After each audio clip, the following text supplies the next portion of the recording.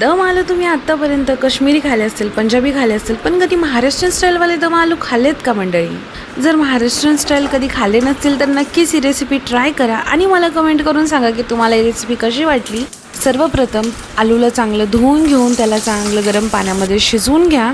आता आलू शिजेपर्यंत आपण करू ग्रेव्हीची तयारी। एका पॅनमध्ये गरम तेलामध्ये जिरे टाका, कांदा, लसूण अद्रकची पेस्ट, टमाटर, 2 तेजपत्ता, काही दालचिनी, 1 मोठी इलायची, 4 लवंग आणि 4 काळी मिरी, हळद, मीठ, लाल मिरची पावडर आणि कोथिंबीर हे सगळं एकत्र आता मिक्स करा आणि याला चांगलं वाफेवर पाणी न टाकता शिजवून घ्या।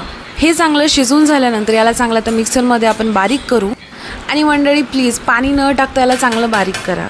तुम्हाला गरज वाटली तर यामध्ये थोडंसं पाणी टाकून तुम्ही बारीक करू शकता। आणि त्यानंतर एका कढईमध्ये गरम तेलामध्ये मोहरी टाका आणि आपली बारीक केलेली पेस्ट बस आता याला चांगलं तेल सुटेपर्यंत चांगलं शिजवून घ्या। त्यानंतर आपले शिजलेले आलू टाका आणि शेंगदाण्याचं कूट। आता बस पाणी टाका, जेवढं तुम्हाला घट्ट पातळ ग्रेव्ही हवी आहे त्यानुसार तुम्ही पाणी टाका। याला चांगलं आता मिक्स करून थोडा वेळ शिजवायला ठेवा, जोपर्यंत त्याचं तेल सुटत नाही तोपर्यंत।